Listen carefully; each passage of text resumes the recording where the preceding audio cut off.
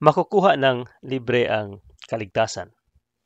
Ito ang madalas nating naririnig sa mga nangungumbinsi sa atin na sumali sa kanilang pananampalataya. Maniwala ka lang at tanggapin si Kristo sa iyong puso. Pupunta na sa langit ang iyong kaluluwa kapag ikaw ay namatay ngayon din. Di ba may kasamang panggugulat? Sa mga ebangheliko, ang tawag sa ganitong paraan ay evangelism explosion. Yung tipong gugulatin at tatakutin ka, saka babalahan ng ebanghelyo ng kaligtasan. Hindi ka makahindi. Kapag nahimasmasan ka na, mapapaisip ka rin, anong nangyari? Libreng kaligtasan? Libre? Sa panahon ng konsumerismo na mas lalong pinaiigting ng kapitalismo, maaaring sa panlabas na anyo ay masasabi natin na ang pinakapopular na bilihin o kalakal ay pagkain. Inumin, damit, pampaganda, sasakyan, mga electronic gadget, gamot, armas, ataul. Idagdag na rin natin sa lista ang labor at serbisyo ng mga manggagawa. Kung susumahin natin, kumakatawan ang mga ito sa halos kabuuan ng ekonomiya sa mundo. Pero huwag tayong magpapadaya sa ilusyong ito dahil relihiyon pa rin ang lamang sa kapitalismo at komodifikasyon ng mga bagay na di nakikita at nakikita. Maraming mga lider ng relihiyon at kulto ang yumayaman gamit ang Biblia, Diyos at doktrina ng kaligtasan. Kapag may mga bagay na hindi maipaliwanag o kaya nangangailangan ng may disiplina o disiplinadong pag-iisip, madalas sa pamahiin kumakapit ang tao. Naaapektuhan ang resonableng pagpapasya. Kaya parang bolang pinagpapasapasahan ng takot at pag-asa na sila namang sandata ng relihiyon upang alipinin ang kaisipan at espiritual na buhay ng tao. Habang ang isang individual ay may dinadalang mabigat na pasanin at dumaranas ng krisis sa buhay, kapag napangakuan ng katiyakan sa langit, okay, at kasiguraduhan ng kaligtasan, malamang sa malamang, panghahawakan niya ang mga ito. Nakapagbibigay ng kumpiyansa ang pagkakaroon ng kasiguraduhan sa mga espiritual na bagay. Mga bagay na hindi nakikita. Kaya nga, malaki ang tsansa na pag ang isang tao mayroong pananampalataya, nagiging mayabang siya at nagiging palalo. Panghahawakan niya na siya lang ang maliligtas dahil pinili siya ng Diyos upang iligtas sa apoy ng impyerno. Kahit hindi lubusang nauunawaan kung ano ba talaga ang katiyakang ito at ang magiging implikasyon ng kasiguraduhang langit sa kanyang buhay at sa lipunan.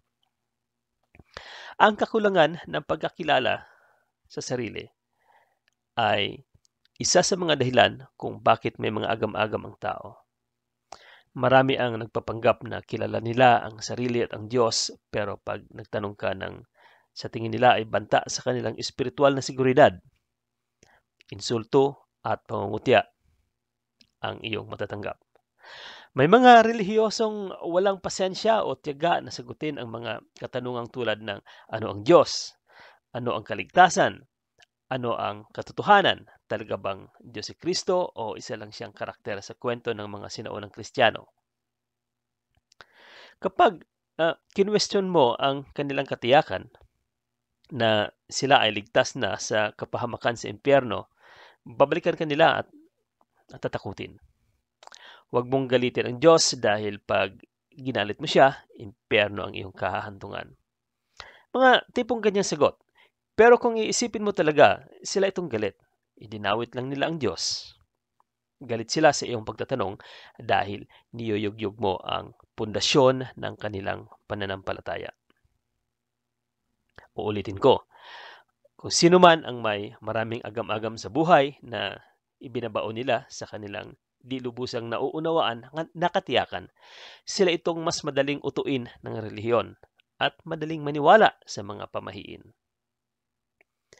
Maraming pamahiin ang mga Pilipino. Hindi na natin isa-isahin pa. Halos lahat ng mga pamahiing ito ay may koneksyon sa relihiyon at pananampalataya. Halimbawa, may mga deboto ng isang sekta ang naniniwalang kinausap sila ng Diyos o di kaya'y narinig nila ang sinalita ng Diyos. Meron pang gumugulong-gulong sa sahig na nagsasalita ng di naiintindihang wika. Sinasabing ito daw ay kuloob ng Espiritu Santo. Marami ang nahuhulog sa ganitong mga patibong ng pananampalataya. Ikinakabit sa ideya ng Diyos ang mga bagay na supernatural at di maipaliwanag sa kasalukuyan. Mahirap itong alisin sa tao dahil may nakapaloob na emosyon.